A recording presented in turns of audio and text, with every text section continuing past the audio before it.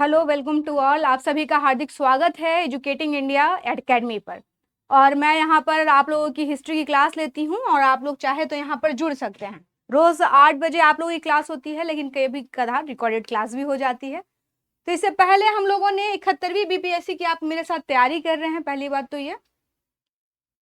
और इसमें हम लोगों ने अपनी क्लास में कुछ टॉपिक तो कंप्लीट कर लिए हैं, जैसे कि पोस्ट मुगल एरा के जो एम्पायर हैं यानी शासक हैं उनके बारे में कर लिया है। और यूरोपीय कंपनी का आगमन, बंगाल के नवाब से ईस्ट इंडिया कंपनी का क्या क्लेश हुआ और अर्थव्यवस्था पर उनका क्या प्रभाव पड़ा, ये सारे टॉपिक आप लोगों के हो गए हैं। आपको बता दूं कि ये क्लासेस जो हैं आपकी, यह आपकी 71वीं बीपीएससी को ध्यान में रखकर ली जा रही हैं। तो जो भी स्टूडेंट 71st बीपीएससी की तैयारी कर रहे हैं वो मेरी क्लास में जुड़ सकते हैं। और मुझे उम्मीद है कि आप लोग को इसका फायदा ही होगा, क्योंकि मैं यहाँ पर आप लोगों को कॉन्सेप्ट बताते हुए चीजें क्लियर करने की कोशिश कर रही हूँ। अगर आप इसकी तैयारी कर रहे हैं या फिर आप अपनी हिस्ट्री अच्छा करना चाहते हैं तो कोशिश कीजिए कि आप मेरी क्लास से जुड़िए।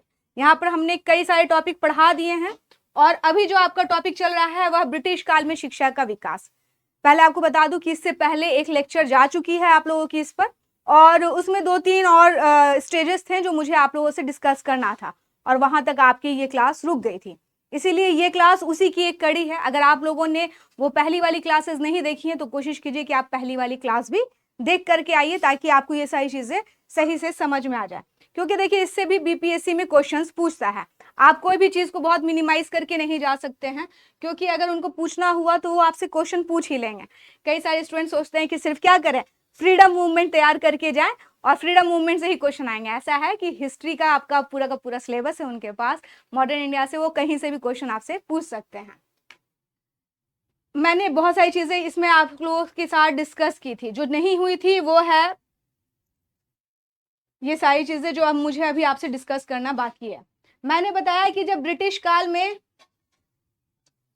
हमने देखा कि जब ब्रिटिश भारत में आए, है ना, तो प्रारंभिक चरण में उनका कोई खासा इंटरेस्ट नहीं था कि वो एजुकेशन के सेक्टर में डेवलपमेंट करें या इंग्लिश को इंट्रोड्यूस करें।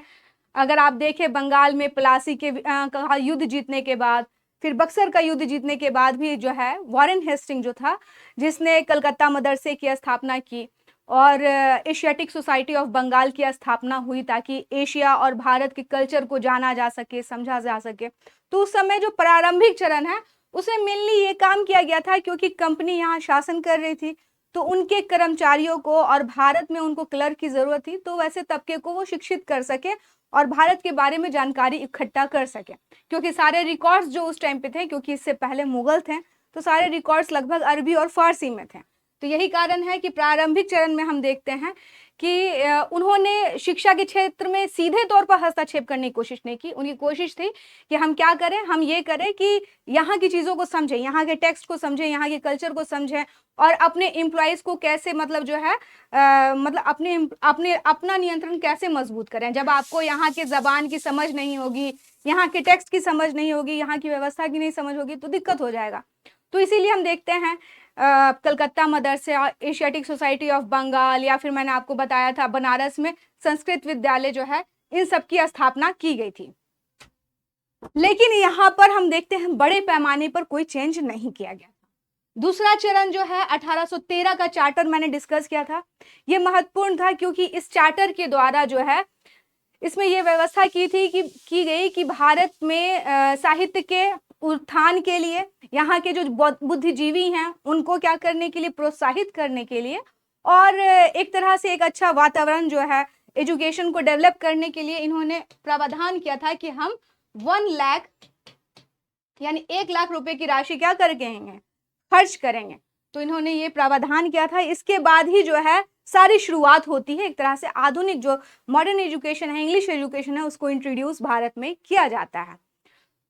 1 लाख राशि वैसे कम है, लेकिन फिर भी सरकार ब्रिटिश गवर्नमेंट की तरफ से ये सुनिश्चित किया गया कि हम ये करें।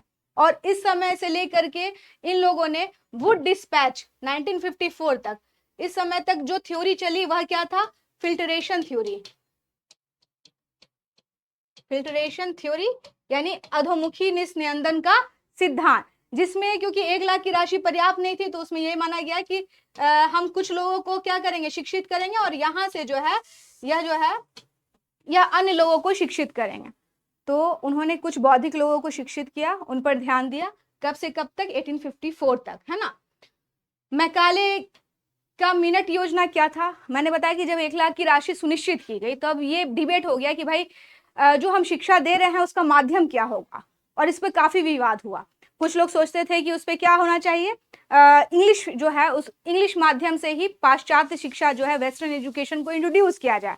और कुछ लोग का मानना था कि नहीं, भारत है और भारत में स्थानीय भाषा में हम इन सब चीजों को प्रमोट करें। मगर फाइनली बेंटिक महोदय के समय उन्होंने क्या किया, जो उनके इसमें थे मैकाले साहब, उनको कहा कि आप क्या करें, आपको लोक शिक्षा विभाग का इनको अध्यक्ष बनाया और कहा कि इस विवाद पर आप अपनी क्या करें, राय दें। तो इन्होंने जो अपनी राय दी मैकाले साहब ने, इन्होंने कहा कि ऐसा है कि जो अंग्रेजी है हम लोग इसी को माध्यम बनाएंगे, क्योंकि यूरोप की जो एक लाइब्रेरी का एक शेल्फ है उसमें जितना ज्ञान है वो तो पूरा मिला करके अरब और भारत, इनके पूरा का पूरा लाइब्रेरी का वो निचोड़ है। तो उन्होंने हमेशा से प्रमुखता दी किसको? अंग्रेजी जबान को। और यही कारण है कि मैकाले की मिनट जो है, उसके बाद से जो है भारत में जो शिक्षा है उसमें जो है, जो खर्च करने की बात आई थी, उसे अंग्रेजी माध्यम पे खर्च किया गया। वुड डिस्पैच मैंने पढ़ाया था 1854 का। वुड डिस्पैच से बताया था कि 1853 का चार्टर आया था। किसका चार्टर आया था? 1853 का। इस चार्टर में कहा गया था कि अब तक हम लोगों ने शिक्षा के क्षेत्र में क्या प्रोग्रेस किया है, क्या प्रगति किया है, इन सबको हम लोग जांचेंगे। और इसी के बाद आता है वुड डिस्पैच 1854 में। ये महत्वपूर्ण हो जाता है और यहीं से क्या किया जाता है स्टूडेंट, यहीं से सारी चीजों की नींव रखी गई थी। मैंने आप लोगों को बताया था पूरा विस्तार से कि इन्होंने जो है वुमेन एजुकेशन की पहली बार बात की थी। फिर प्रांतों में जो है उन्होंने कहा कि हर जगह पे हम लोग लोक शिक्षा विभाग खोलेंगे, और इसको अलावा इन्होंने कहा कि लंदन की तर्ज पर कई सारी यूनिवर्सिटीज खुलेंगे। मैंने बहुत सारी चीजें विस्तार से डिस्कस की है, अगर आप चाहे तो वो वीडियो देख सकते हैं। इससे पहले ये दूसरा पार्ट है उस वीडियो का। तो ये वुड डिस्पैच था। उसके बाद ये जो 4 नंबर है, 4 नंबर के बाद आप सीधे जंप करेंगे किस पे? हंटर कमीशन पे, ठीक है। हंटर कमीशन 1882 और 83 के बीच में आता है स्टूडेंट। रिपन के टाइम पे आया था, और ये जो था इसमें इनको देखना था कि वुड डिस्पैच पर जो बातें की गई थी उसमें कैसा रहा, उसकी प्रगति कैसी रही, उसका मूल्यांकन कैसा रहा। तो इन्होंने अपना सारा 1882 से 83 में जो है इन्होंने वुड डिस्पैच की काफी आलोचना की थी। मैंने आप लोगों को बताया था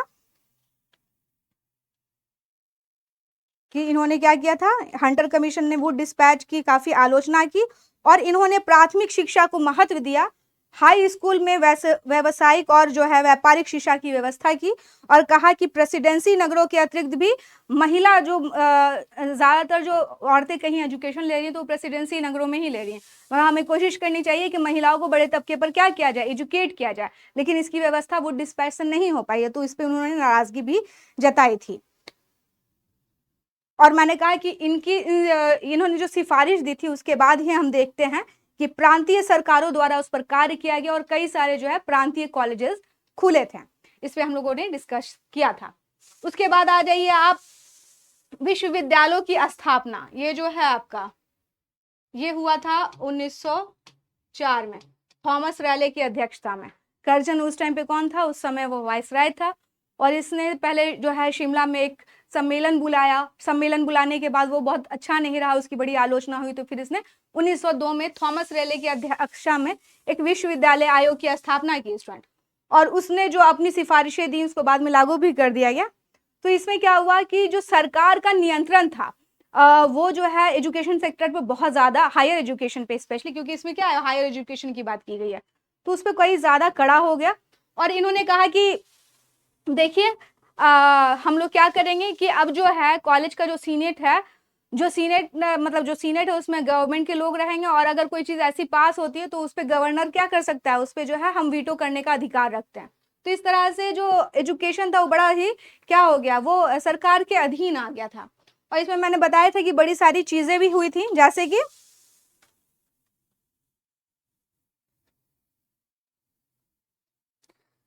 सरकारी नियंत्रण तो बढ़ा ही, और विश्वविद्यालय की सीनेट में वीटो मिल गया था सरकार को। और इसके अलावा मैंने बताया था कि शिक्षा महानिदेशक की नियुक्ति हुई थी, और H.W. ऑरेंज पहले भारत के शिक्षा महानिदेशक थे, है ना। और इसके बाद ही कृषि विभाग, पुरातात्विक विभाग की स्थापना की गई थी और प्राचीन स्मारकों के संरक्षण के लिए जो है अधिनियम पारित किया गया था। ये सारी चीजें आप लोगों ने यहां तक जान लिया है ना। अब हमें क्या जानना है, भारतीय शिक्षा अधिनियम। हंटर कमीशन के बाद जो चीजें रह जाती हैं आपकी, वह था, हंटर कमीशन कह रही हूं, मैंने यहीं तक आप लोगों को कराया था,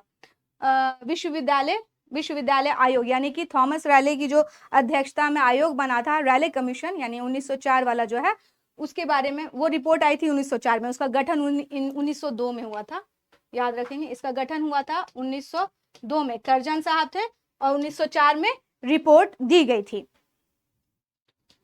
इसके बाद हम देखते हैं स्टूडेंट क्या होता है। इसके बाद रैले कमीशन के बाद 1913 में सरकारी प्रस्ताव आता है। इसके बारे में आपको ज्यादा जानना नहीं, मगर इतना जान लीजिए आप, सरकारी प्रस्ताव आता है शिक्षा में। इसमें मुख्य बातें ये थी, इन्होंने कहा कि हम हर प्रांत में क्या करेंगे, एक विश्वविद्यालय खोलेंगे और माध्यमिक शिक्षा और क्या कहते हैं हायर एजुकेशन के लिए अध्यापकों को हम लोग प्रशिक्षित करेंगे और निजी प्रयासों को महत्व देंगे। इन्होंने क्या कहा, हम प्रांतों में क्या करेंगे, खोलेंगे, विश्वविद्यालय खोलेंगे हर प्रांत में और टीचर्स ट्रेनिंग दी जाएगी और कोशिश करेंगे कि हम जो निजी प्रयास है उसको प्रमोट करें।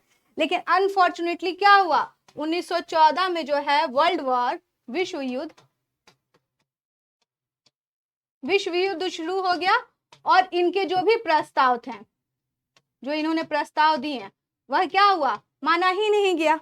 तो ये आपके लिए बस मैंने जानकारी के लिए लिख दिया, ताकि आपको ये नहीं रहे कि आपने इसके बारे में जाना नहीं। कहीं अगर पूछ दे कि सरकारी प्रस्ताव कब आया, तो आप क्या बताएंगे, 1913 में आया।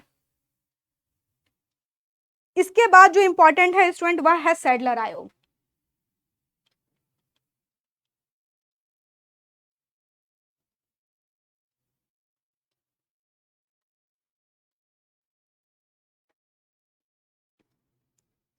सैडलर आयोग आपके लिए बहुत महत्वपूर्ण है। सैडलर आयोग, इसका गठन कब किया गया था, 1917 में। पहले आप इसके मुख्य प्रावधान को जान लें, उसके बाद हम लोग क्या करेंगे, इस पर पूरी बात करेंगे। देखिए, ज्यादातर आयोग जिनके नाम पर बने, उसी के नाम पर क्या दिया गया, उनका नाम दे दिया गया। डॉक्टर माइकल ओ सैडलर की अध्यक्षता में इस आयोग का गठन हुआ था, इसीलिए इसका नाम दिया गया सैडलर आयोग। और हम इसमें देखते हैं कि इन्होंने जो है, इसका मूल रूप से गठन इसलिए किया गया था ताकि कलकत्ता विश्वविद्यालय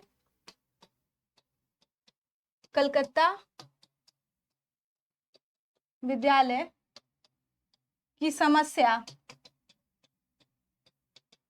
को जानने के लिए इसका गठन किया गया था। और उसके बाद जो है इन्होंने जो है एक आयोग नियुक्त कर दिया। इसमें भारत से 2 लोग थे, एक थे आशुतोष मुखर्जी और दूसरे थे डॉक्टर जियाउद्दीन अहमद। इस आयोग में भारत से कौन थे, आशुतोष मुखर्जी और जियाउद्दीन अहमद।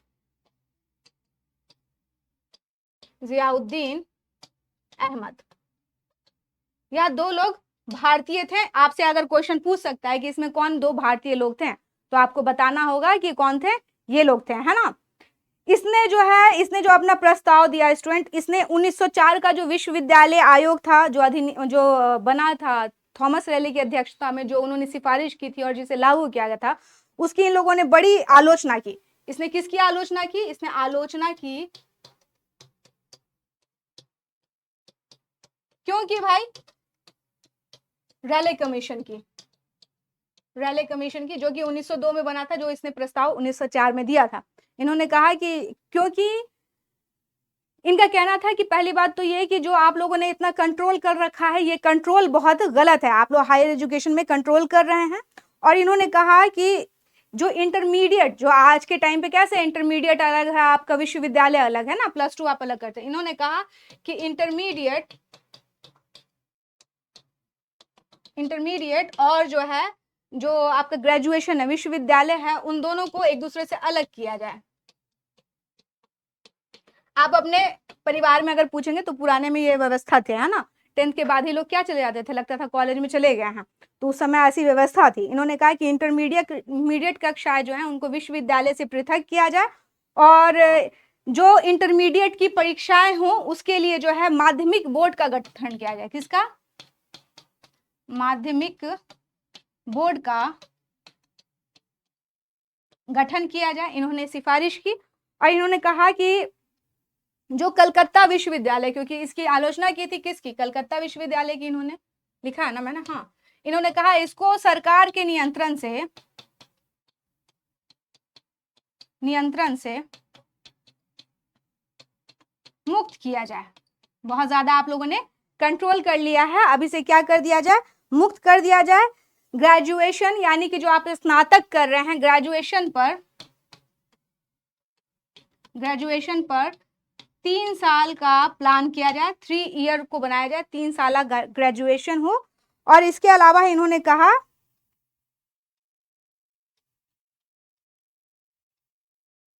इन्होंने महिला शिक्षा पर जोर दिया और साथ ही कहा कि औद्योगिक प्रशिक्षण से जुड़ी चीजों को भी कोर्स में पढ़ाया जाए। सैडलर आयोग के जो भी इसने सुझाव दिए हम देखते हैं, इसी सुझाव पर क्या होता है? बोर्ड ऑफ सेकेंडरी एजुकेशन, वो जो आप लोग पढ़ते हैं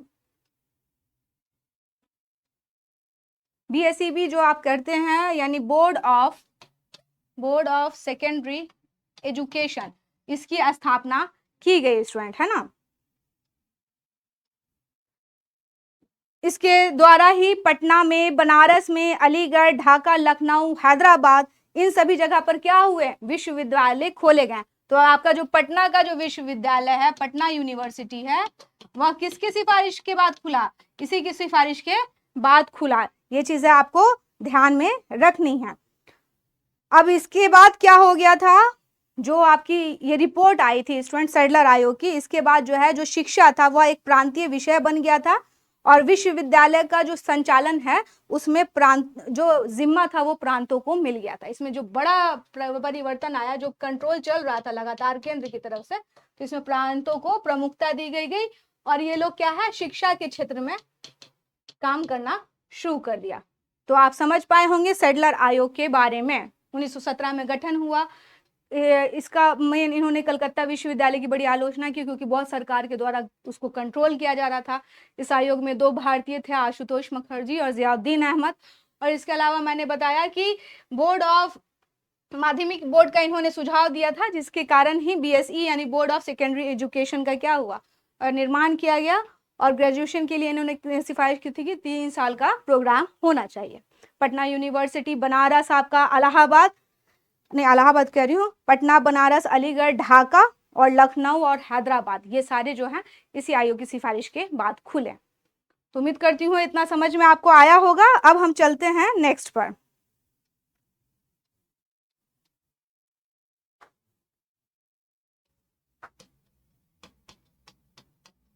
हर्टोग समिति, ये कब बना? 1929 में।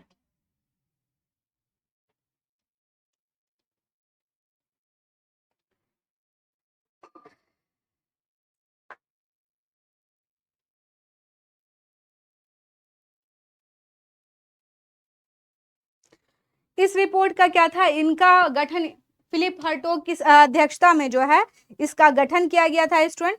और इसने जो अपनी सिफारिशें दी थी वह यह थी कि प्राथमिक शिक्षा पर इसने बल दिया, प्राथमिक शिक्षा पर इसने क्या दिया? बल दिया अपना, कि हाँ एजुकेशन दिया जाए। और दूसरा इन्होंने कहा, जो इम्पोर्टेंट है आपके लिए, इन्होंने कहा जो ग्रामीण संस्कृति के स्टूडेंट है, जिनके पास पैसे वगैरह का अभाव है, उनको क्या दिया जाए? उनको मिडिल स्कूल तक की ही शिक्षा दी जाए, और उसके बाद जो है उनको जो है व्यावसायिक शिक्षा दी जाए। यानी कि जो है गांव में यह क्या कह रहे हैं, मिडिल स्कूल के बाद व्यावसायिक शिक्षा की बात कर रहे हैं, व्यावसायिक शिक्षा दी जाए, इन्होंने कहा। इसके अलावा इस समिति, ये जो समिति आपकी बनी है हार्टोग समिति, इसी समिति की सिफारिश पर ही हम देखते हैं 1935 में, जो आपके लिए बहुत इंपॉर्टेंट है, 1935 में जो इसने सिफारिश दी थी, केंद्रीय शिक्षा सलाहकार बोर्ड का गठन हुआ, जो आपके लिए इंपॉर्टेंट है। केंद्रीय शिक्षा सलाहकार बोर्ड का क्या हुआ, गठन हुआ। ये आपको याद रखना है। यही है हार्टोग समिति की प्रमुख सिफारिश है जो आपको ध्यान रखना है। देख लीजिए कब हुआ, 1929 में आया। प्राथमिक शिक्षा पर इन्होंने फोकस किया और कहा कि जो ग्राम के स्टूडेंट हैं, गांव के स्टूडेंट हैं, उनको मिडिल स्कूल तक हम एजुकेशन देते हैं, उसके बाद वो क्या करें, उनको व्यावसायिक शिक्षा दी जाए। और इन्होंने जो सिफारिश दी थी उसी पर ही 1935 में केंद्रीय शिक्षा सलाहकार बोर्ड का गठन हुआ। अब आ जाइए आप वर्धा योजना। आप सोच रहे होंगे वर्धा योजना कैसे लागू हो गया जबकि अंग्रेज थे, तो देख लीजिए क्या है।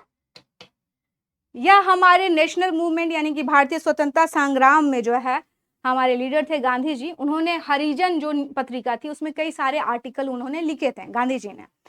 उन्हीं आर्टिकलों के आधार पर जो है अखिल भारतीय सम्मेलन एक आयोजित किया गया था स्टूडेंट, और इसी को हम कहते हैं वर्धा योजना। यह जो है 19 अक्टूबर 1937 में, अक्टूबर 1937 में जो है क्या हुआ, गांधी जी के हरिजन में लिखे गए जो भी आर्टिकल थे जो शिक्षा पर आधारित थे, उसी पर अखिल भारतीय शिक्षा सम्मेलन बुलाया गया। अखिल भारतीय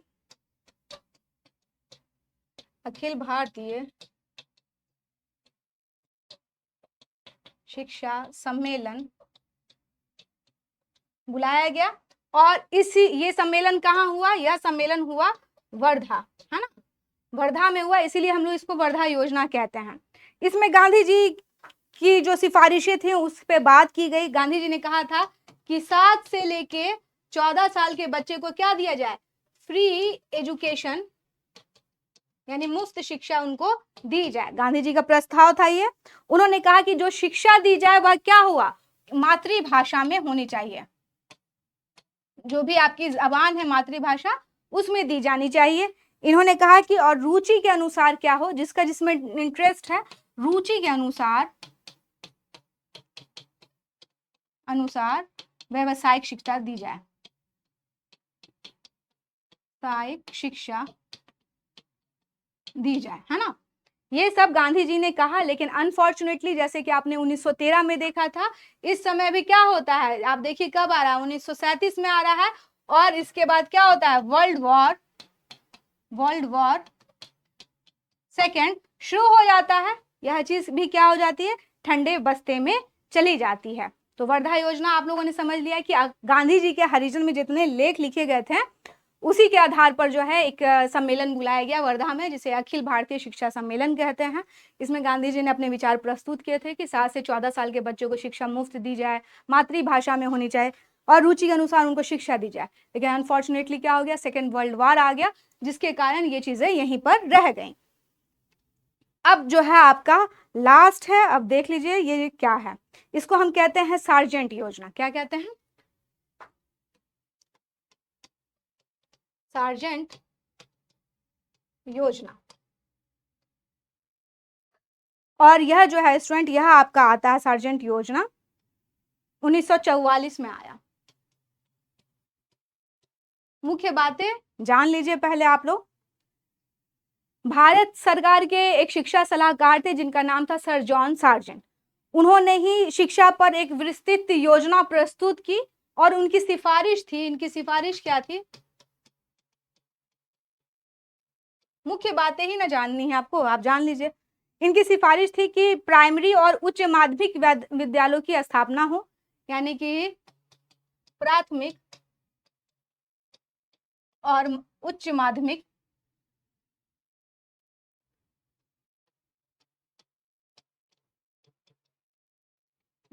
विद्यालयों की स्थापना हो। इसके अलावा इन्होंने कहा कि 6 से 11 साल के बच्चों के लिए क्या हो, एजुकेशन कंपलसरी हो। 6 से 11 साल के बच्चे जो हैं उनको पहले तो फ्री एजुकेशन दो आप, है ना, इसके अलावा यह जो है अनिवार्य हो, अनिवार्य यानी कि कंपलसरी हो, है ना, अनिवार्य हो ये शिक्षा इनके लिए। और इसके अलावा इन्होंने कहा कि हाई स्कूल जो है वह कितने साल का होना चाहिए, हाई स्कूल इनका 2 साल का होना चाहिए, इन्होंने कहा।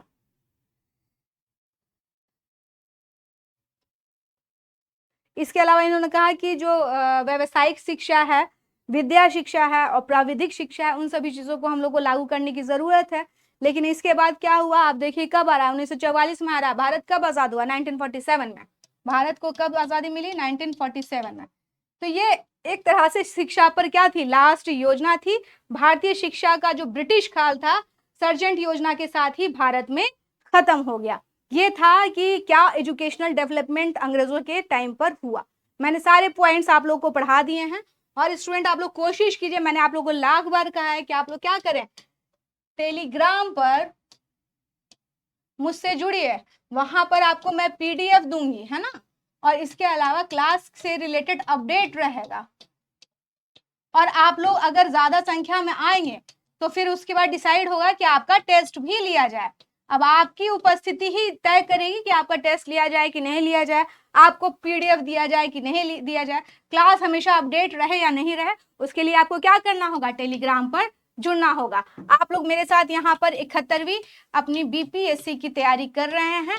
हिस्ट्री में अभी आपको पढ़ा रही हूँ, मॉडर्न इंडिया, और हमारी रफ्तार भी ठीक है यहाँ पढ़ाने की। आपके टॉपिक सारे धीरे धीरे जल्दी कवर हो जाएंगे।